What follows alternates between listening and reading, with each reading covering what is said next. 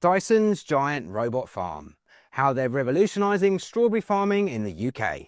When you hear Dyson, you probably think of vacuum cleaners and air purifiers, not strawberries. But at their high-tech glasshouse in Lincolnshire, Dyson is bringing innovation to farming. At the heart of the operation are giant rotating wheels, 24 metres long and 5 metres tall, supporting rows of strawberry plants. As these wheels turn, each plant gets optimal sunlight, helping Dyson grow more strawberries in less space.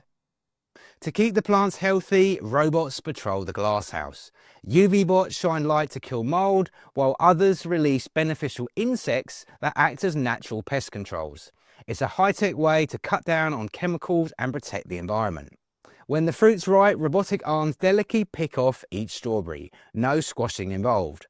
The facility is powered by an anaerobic digester, rainwater collection and mostly natural sunlight, making it impressively sustainable.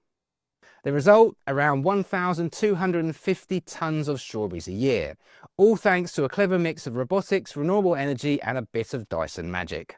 And that's your robot news update for today. If you're curious how robotics can transform your business, join me for my weekly live Robot Optimised workshop.